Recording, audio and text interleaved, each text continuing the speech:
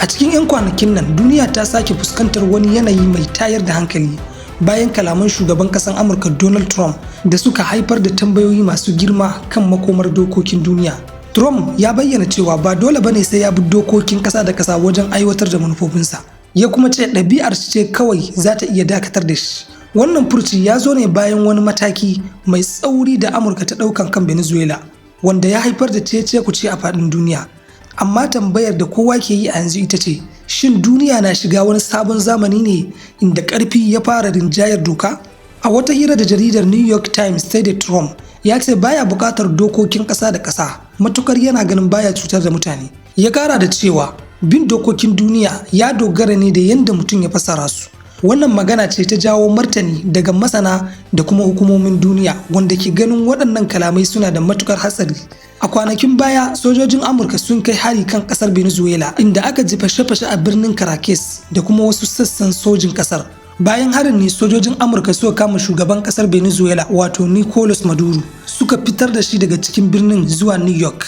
Wanda masu suka suka bayyana wannan mataki a matsayin ƙetare yarjejeniyar Majalisar Ɗinkin Duniya wadda ta haramta amfani da ƙarfi ko barazana ga 'yancin wata ƙasa mai cin gashin kanta. Bayan wannan mataki ne Trump ya fito ya bayyana cewa Amurka za ta tafiyar da Venezuela tare da cin gajiyar arzikin man fetur ɗin ƙasar.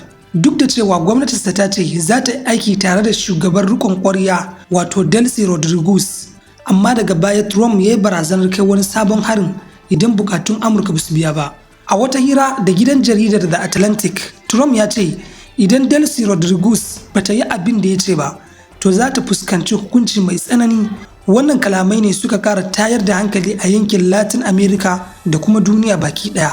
Ba a tsaya a nan ba, a baya-bayan nan Trump ya kuma yi nuni da kai hari kan shugaban Colombia, sannan ya kara matsa lamba kan batun mallakar yankin Greenland daga Denmark. Sannan a wata 6 da ya gabata, Trump ya shiga yakin Isra'ila da Iran inda ya bayar da umarnin kai hari kan manyan cibiyoyin nukiliyar Iran. Sannan masu bawa Trump shawara sun fara sukar tsarin duniya wanda aka kafa bayan yakin duniya na biyu. Kamar Stephen Miller, ɗaya daga cikin manyan masu bawa Trump shawara ɓangaren tsaro, ya ce daga yanzu Amurka za ta yi amfani da ƙarfinta ba tare da neman afuwa domin kare muradunta ba, musamman a yankin Amurka ta kudu da kuma tsakiya. A cewarsa mu ƙasa ce mai ƙarfi kuma za mu yi aiki irin na masu ƙarfi.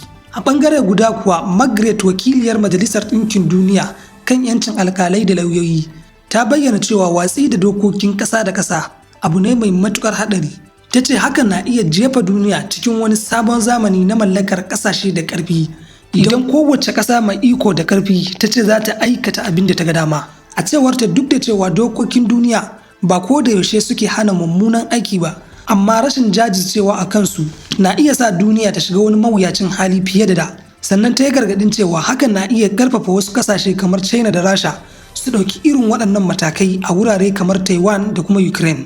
Ita ma Yusra Suyudi, malamar dokokin ƙasa da ƙasa a jami'ar Manchester, ta ce tunanin cewa mai ƙarfi shine mai gaskiya na iya zama babbar barazana a duniya. Sannan ta bayyana cewa kalaman Trump na iya ba da dama ga wasu ƙasashen su karya dokokin duniya ba tare da tsoro ba. Wani masani kuwa a fannin siyasa daga jami'ar Northwestern tunatar da duniya yayi tarihin tsoma bakin Amurka a Latin America.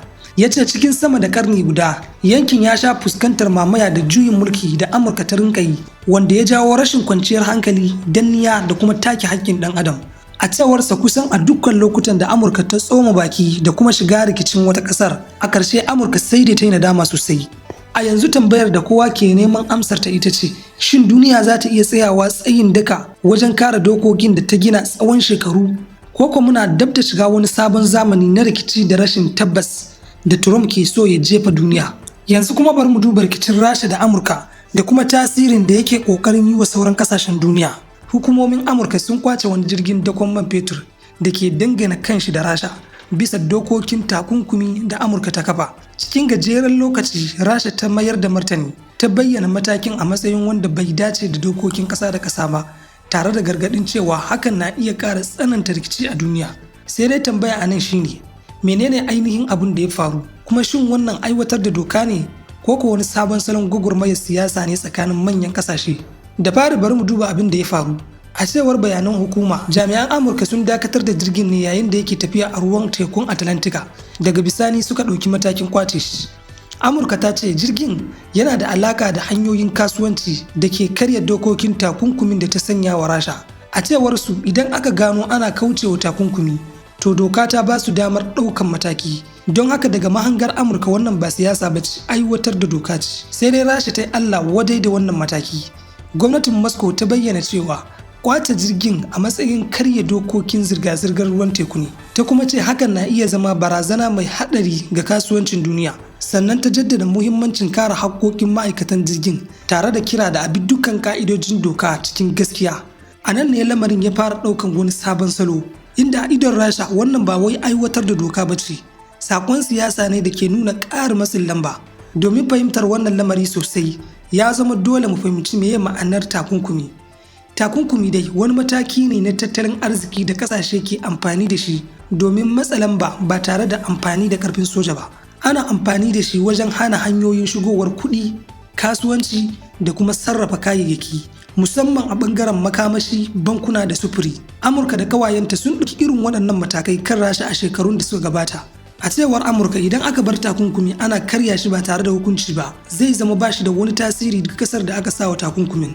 Amma Rasha na ganin wannan lamarin ta wani bangare daban, inda ta ce amfani da dokokin cikin gida na wata ƙasa domin aiwatar da wani mataki a ruwan tekun duniya zai ƙara ruɗa amincewar tsarin kasuwancin duniya ne. Man fetur dai a wannan yanayi ba wai kasuwanci bane kawai, makamashi ne, tsari ne, kuma sannan wata hanya ce ta iko a siyasar duniya.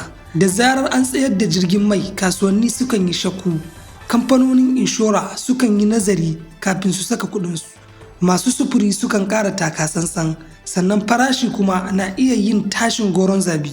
Saboda haka ko da lamarin guda ɗaya ne, tasirinsa na iya kaiwa sassa daban-daban na duniya. A gefe guda kuma, masana na kallon wannan lamarin ta hanyoyi guda biyu. Na farko, daga ɓangaren doka, suna ganin Amurka na aiwatar da waɗannan dokoki ne domin tabbatar da cewa takunkumi yana aiki. Sannan na biyu kuma daga ɓangaren siyasa, Rasha na kallon wannan lamarin a matsayin matsin lamba daga ƙasashen yamma, wanda hakan ne ke ƙara wahalar da shawo kan rikicin ta hanyar diflomasiyya. A ƙarshe, wannan lamari ba wai kawai saboda jirgin mai bane. Ga Amurka wannan alamar aiwatar da doka ne. A ɓangaren Rasha kuma wannan ba ƙaramin abin damuwa ba ne, musamman ga 'yancin ƙasa da kuma dokokin duniya. A ƙarshe, tambaya ita ce, wannan mataki doka ce kawai ko kuwa wata alamar sabon rikicin siyasa ne da ke ƙara bayyana a duniya? Wanda wannan tambayar lokaci da kuma matakan da duka ɓangarori biyun za su ɗauka shine zai amsa ta.